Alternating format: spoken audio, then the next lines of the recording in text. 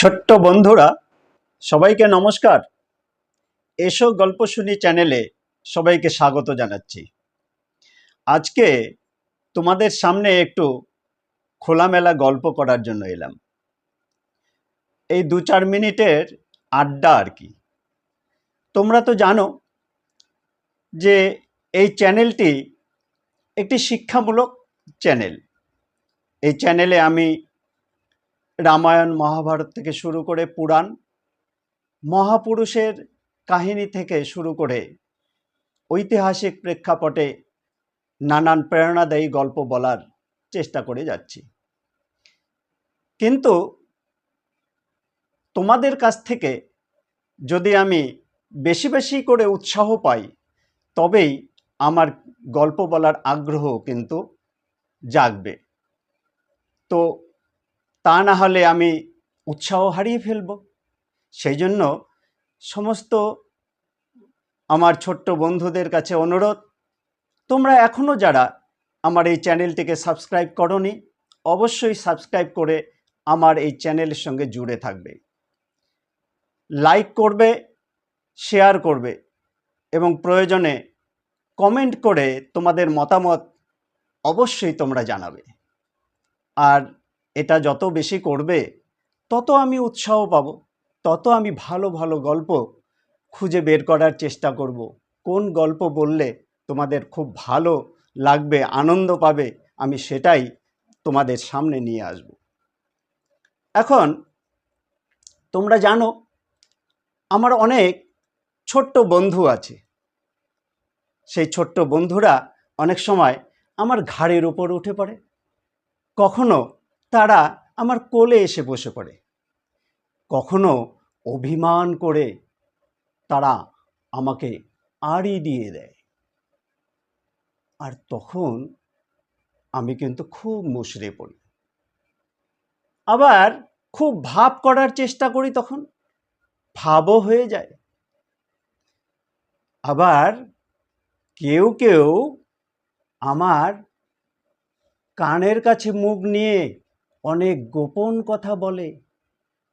সেই সমস্ত সিরিয়াস কথা শুনে আমি কিন্তু খুব চিন্তায় পড়ে যাই। আর আমার এই গল্পের আসল শ্রোতা হচ্ছে এরাই, মানে তোমরাই হচ্ছ আমার গল্পের আসল শ্রোতা। গল্প শুনে তোমরা অনেকেই কমেন্ট করেছো যে আমার খুব ভালো লাগলো, দারুণ লাগলো। আবার কেউ কেউ বলেছো আমরা ভূতের গল্প শুনতে চাই। আর ভূতের খুব ডিমান্ড, অনেকেই ভূতের গল্প শুনতে চাইল। অনেকেই আমাকে দেখা হয়েছে, তখনও তারা বলেছে যে আমরা কিন্তু ভূতের গল্প শুনবো। তো ভূতের এত ডিমান্ড দেখে আমি কিছুদিন যাবত আর একটা ভূত খুঁজে বেড়াচ্ছি, সেরা ভূত। আর এমন এক সেরা ভূত, যে সেরা ভূতটাকে আমি তোমাদের সামনে নিয়ে এসে হাজির করব। সেই সেরা ভূতকেই আমি খুঁজছি। আর তার জন্যই আজকে কিন্তু তোমাদের সামনে কোনো গল্প বলতে আসিনি, এমনি গল্প করতে এলাম। তোমাদের সঙ্গে একটু গল্প গুজব করি। আমি এই সেরা ভূতের গল্প নিয়ে আসছি আগামী রবিবার, তোমরা সবাই প্রস্তুত থাকবে। কিন্তু এই সেরা ভূতকে খুঁজতে গিয়ে একটা ঘটনা ঘটেছে, সেই ঘটনাটা একটু বলছি, শোনো।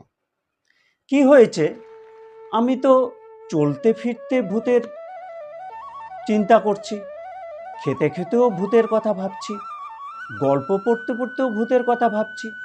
আর সেদিন কি হয়েছে, আমি একটা গল্প পড়ছিলাম, ভূতের গল্প।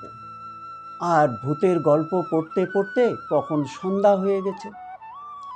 আর সন্ধ্যার পরে আমি কখন আবার ঘুমিয়েও পড়েছি। আর ঘুমিয়ে ঘুমিয়ে ঘুমিয়ে দেখলাম আমি হঠাৎ এক জঙ্গলে গিয়ে দাঁড়িয়ে আছি। জঙ্গলে কখন এলাম, আর ঘন অন্ধকার, কিছু দেখতে পাচ্ছি না। একটা গাছের নিচে আমি দাঁড়িয়ে আছি। সেই জঙ্গলে দাঁড়িয়ে থাকতে থাকতে আমার তো ভয় লেগে গেল। আরে গায়ে কাটা দিল, ওরে বাবা, আমি এই জঙ্গলে কি করে এলাম? আর হঠাৎ আমার মাথায় এক চাটি, কে চাটি দিল? চমকে উঠলাম, আর চমকে উঠে এদিক ওদিক তাকিয়ে দেখছি, হঠাৎ দূরে দেখি আমার সামনেই একটা ভূত দাঁড়িয়ে আছে।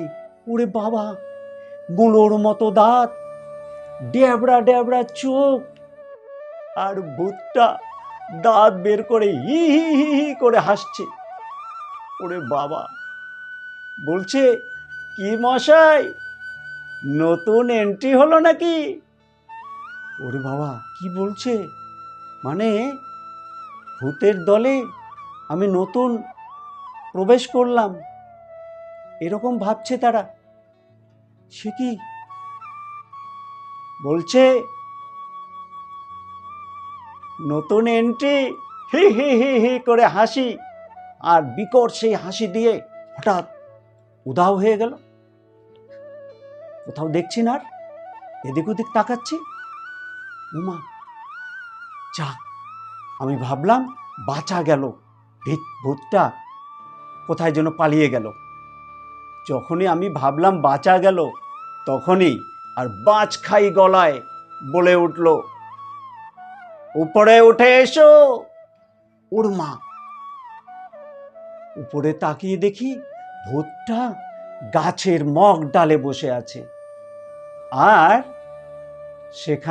সেখানে দাঁত বের করে পা দুলিয়ে দুলিয়ে আমার দিকে তাকিয়ে দাঁত বের করে হাসছে আর বলছে, উপরে উঠে এসো। মা, আমার তো হাত পা কাঁপছে, আমার গলা শুকিয়ে আসছে, আর আমি উপরে উঠব কিভাবে? উপরে ওঠার ক্ষমতা নেই। আমার অবস্থা দেখে ভূতটা কি করলো, একটা পা বাড়িয়ে দিল। সেই পাটা লম্বা হতে হতে হতে হতে আমার কাছে চলে এলো। ওরে বাবা, আমি তো ভয়ে সিটিয়ে আছি, চোখ বন্ধ। আর কি করলো, সেই পাটা সাপের মতো আমাকে পেঁচিয়ে নিল, পেঁচিয়ে নিয়ে পটাং করে গাছের ডালে আমাকে বসিয়ে দিল। ওরে বাবা, আমাকে একদম সেই ভূতটার সামনে আমি বসে পড়লাম, আর সামনেই আমার ভূত দাঁত বের করে হাসছে। আমি এবার অজ্ঞান হয়েই যাব, আর আমি থাকতে পারবো না, অজ্ঞান হয়ে যাব। এরকম যখন ভাবছি, তখনই ভূতটা বলে উঠল, ভয় নেই। ভূতের গলা তো তোমরা বোঝো কিরকম বাজখাই গলা। ভয় নেই, এরকম হয় প্রথম প্রথম। আমাদের দলে এসেছো কিনা, এরকম হয় প্রথম প্রথম। ভয় নেই, ভূতের রাজ্যে তোমাকে স্বাগত জানাচ্ছি। আমি ভূতের রাজার প্রধান সেনাপতি। চলো, এখন আমাদের ভূতের রাজার কাছে তোমাকে যেতে হবে। আমাদের প্রবল পরাক্রমশালী বলশালী ভূতাধিরাজ মহারাজের কাছে তোমাকে আমি নিয়ে যাব। এই বলে বলছে, এটাই এখানকার নিয়ম, নতুন ভূত এলে তার কাছে পারমিশন নিতে হবে, অনুমতি নিতে হবে আমাদের সঙ্গে থাকার। ওরে বাবা, কি বলছে! এই বলেই আমার ঘাড়ের মধ্যে এক থাবা দিল। এবারে আমি অজ্ঞান হয়েই যাব, সত্যি সত্যি আমি অজ্ঞান হয়ে গেলাম। আর ঠিক এই সময় বাবা বলে এক বিরাট চিৎকার। আমি তো চমকে জেগে উঠলাম, চোখ মেলে তাকিয়ে দেখি আমার পাশে কে যেন দাঁড়িয়ে আছে। আমি ভাবলাম এও কোনো ভূত হবে মনে হয়। ওরে বাবা, সে আবার বলছে, আমাকে বাস স্ট্যান্ডে দিয়ে এসো। আমি আবার এবারে ভালোভাবে তাকিয়ে দেখি, ওরে বাবা, এ তো আমার ছেলে বলছে, বাবা আমাকে বাস স্ট্যান্ডে দিয়ে এসো। যাক, এটা দেখে আমার তখন মনে হলো, যাক, আমি কি শান্তি পেলাম। বাবারে, কি ভয়ঙ্কর ভূতের পাল্লায় পড়ছিলাম। আমার ঘুমটাও ভেঙে গেল, আর ভূতও পালিয়ে গেল। আহ, কি শান্তি, কি শান্তি। বুঝতে পারলে তোমরা ছোট্ট বন্ধুরা? এই ভূতের খবর করতে করতে করতে করতে আর আমি নিজেই ভূত হয়ে গেছি। কি অবস্থা হয়েছে বোঝো তাহলে। আমি আসছি সেরা এক ভূতকে নিয়ে। আগামী রবিবার তোমাদের সামনে আমি হাজির হব। আর ততদিন তোমরা সবাই সুস্থ থাকবে, ভালো থাকবে। নমস্কার।